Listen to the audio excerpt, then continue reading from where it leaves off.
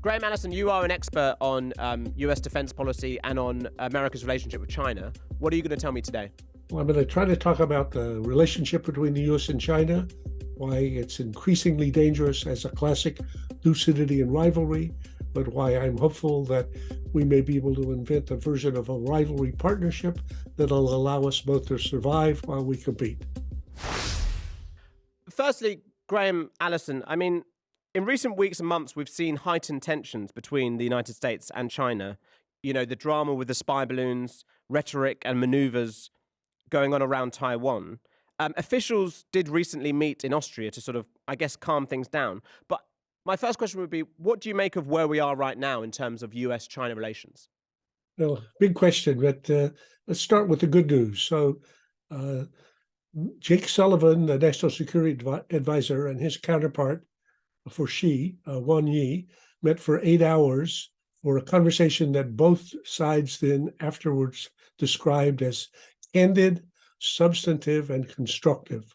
But overall, I would say this is a significant step forward in helping build the constructive side of a relationship which is fundamentally competitive.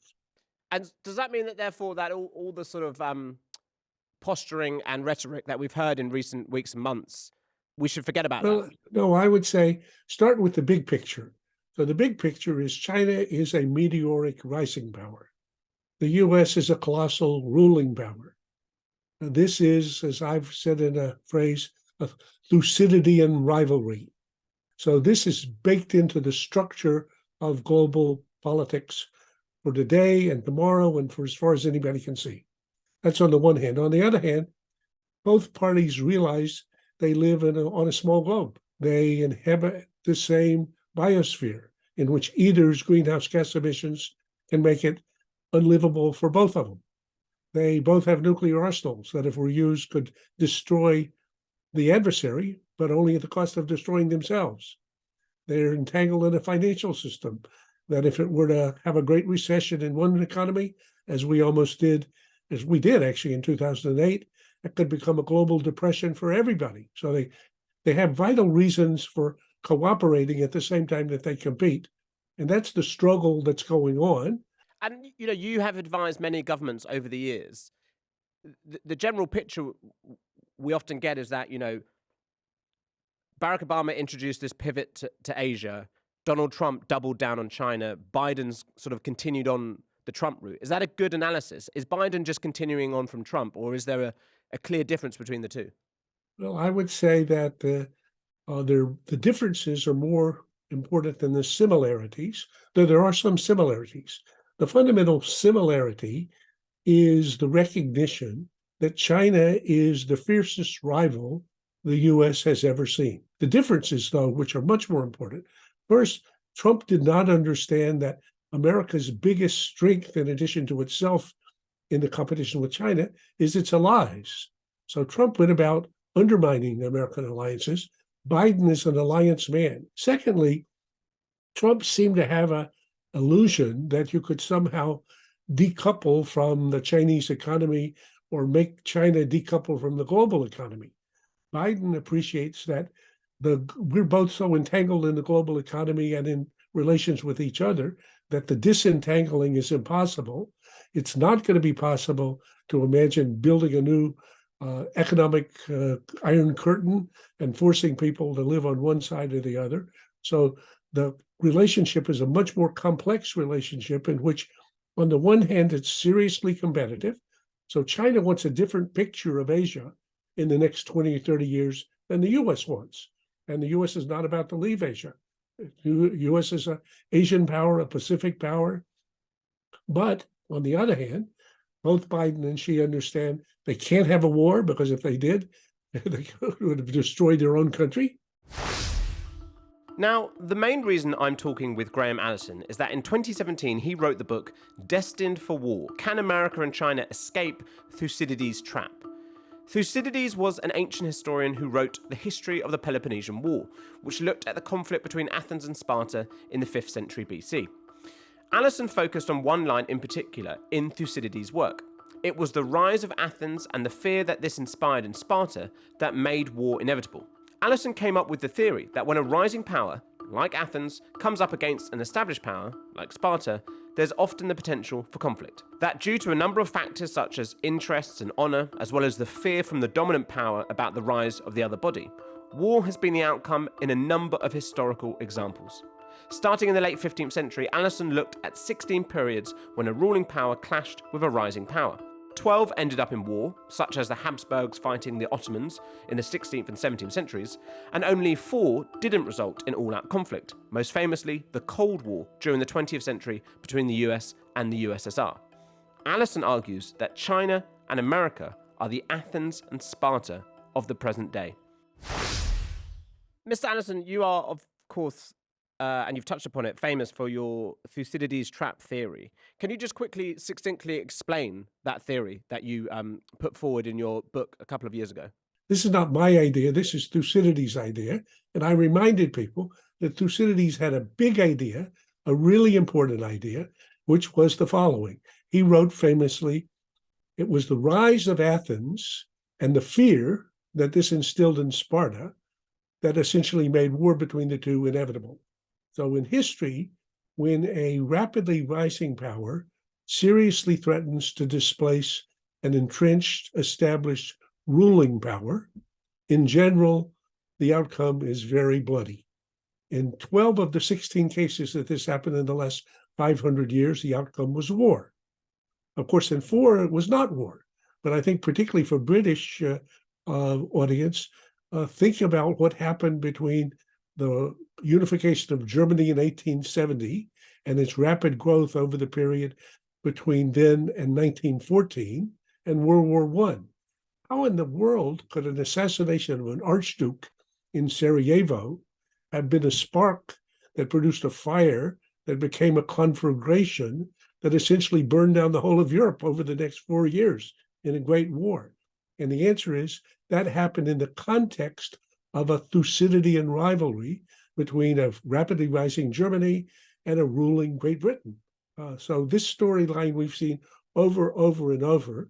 And the purpose of the book and trying to lay it out is to help us understand the dilemma that both Biden and Xi face in what is for sure going to be a fierce rivalry. I describe it in my book as the rising power syndrome. I'm bigger, I'm stronger, I deserve more say, I deserve more sway.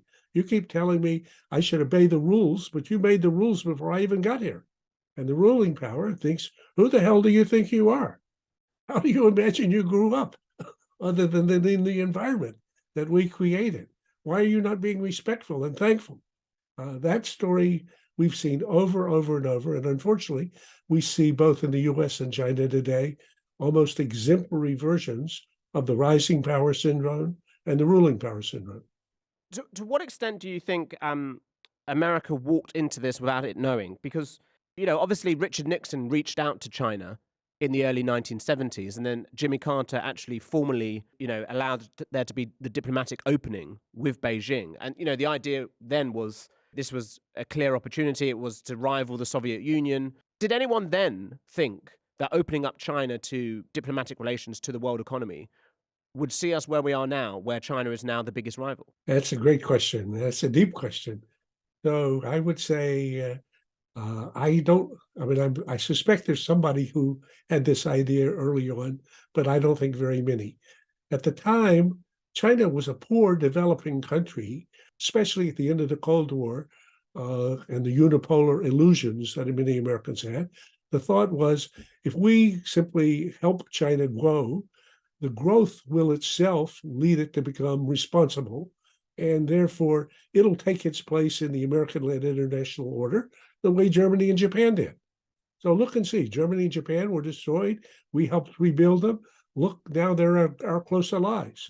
People that saw more clearly, like say Lee Kuan Yew, said, you people don't understand China. Its story is that for thousands of years, China was the center of the universe.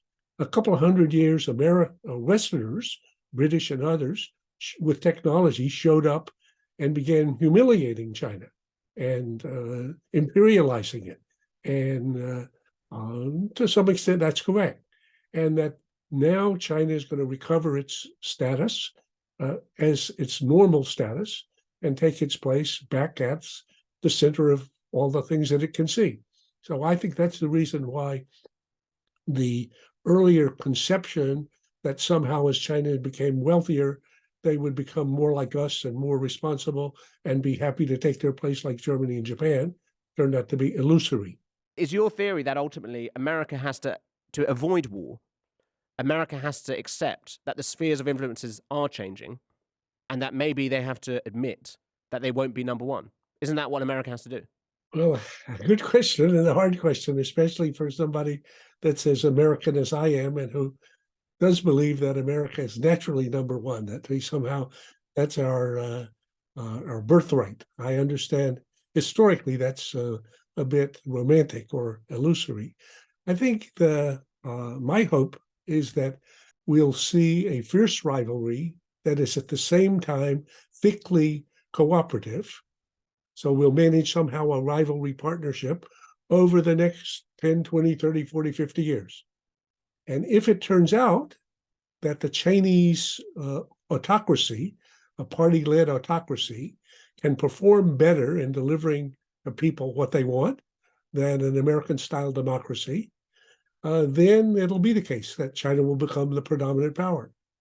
If, on the other hand, American democracy can recover from its current rather dire straits, as it has often recovered previously, and if Chinese autocracy, party-led autocracy, turns out to fall victim to the fault lines and even fatal fault lines for most autocracies, you could see a different story. So there's nothing inevitable in this outcome. In the competition with the Soviet Union, and I'm an old Cold Warrior, after having lived through the Cuban Missile Crisis, Kennedy said, we're going to have to find a way to help build what he called a world safe for diversity, by which he meant both the Soviet Union and the US would, we called it coexistence, okay? They could compete, but they nonetheless would have to do so in such a way that they didn't fall over the cliff and threaten their own survival. So I would say we're going to end up, I think, the hopeful scenario is a long-term rivalry between US and China, in which the outcome is genuinely uncertain. Chinese will believe it'll turn out to be to their advantage. Americans and Westerners, I think, or at least for those of us that believe that ultimately, as people get wealthier, they want to be more free, and that it doesn't matter whether it's a Chinese chest or an American chest. Ultimately, there's a heart beating to be free. Because do you think, on that point, Jake Sullivan, the National Security Advisor, gave a speech recently where some people said it was seen as America trying to go it alone in terms of having an economy intertwined with China? Because you write about how one way to avoid conflict is to have economic interdependence. But Jake Sullivan was sort of saying, articulating what Joe Biden's done, which is that America's going to start manufacturing its own semiconductors. It's going to start, trying to get its own minerals in parts of Africa. And that was seen very much as saying, well, actually, this economic interdependence has seen China on top and we're far, far behind. Is that not a concern that America is trying to actually, in some ways, wean itself away from China? Well, there's a struggle going on and there's some confusion, but I would say in recognizing the rivalry, both China, because she has been on this line for now a decade, and the US are interested in not being coercible because of their dependence on the other party for essential items that are vital for them. So this is where the semiconductors and advanced semiconductor issue came up. And the US is struggling to try to figure out whether we can have some areas that are small areas, but nonetheless have high fences, in which the US is sufficiently independent or only dependent on our friends, that if there should come to be more struggle between the US and China, China would not be able to use that to coerce us. On the other hand, China is very interested in the same question, which is, wait a minute, if I'm dependent on the US or US and its allies for advanced semiconductors, by denying me these, you can deny me the advance of some of my industries, including AI. I don't like that. I would like to be in more self-dependent. So I think this is an arena for struggle. It's very dangerous because in democracies like the US, once you start building security walls around small areas, that becomes an invitation for protectionism, essentially. And so, I mean, one area that is obviously vital when it comes to the US-China rivalry is Taiwan and the South China Sea area. I mean, reading your book, you were sort of saying that, key to ensuring some peace between the US and China is America clarifying its vital interests and understanding what China is doing. And, you speak about, saying, well, maybe America doesn't have to defend every claim made by the Philippines or Vietnam in the South China Sea. But given that America just cut a deal with South Korea to periodically deploy US nuclear armed submarines there, does it show that America clearly doesn't want to cede that area, not just Taiwan, but the South China Sea? Again, great question. And I think the answer in brief is yes. The Chinese picture would be, look, why don't you take a page from the British when America rose at the beginning of the 20th century to rival Britain. And basically, Teddy Roosevelt said, thank you very much for all that you've provided in terms of enforcement of the Monroe Doctrine for the past 100 years, but that time's over. Why don't you, the tide goes out and you go out with it. And basically push Britain back out of the Western Hemisphere and impose basically, this is an American sphere of influence.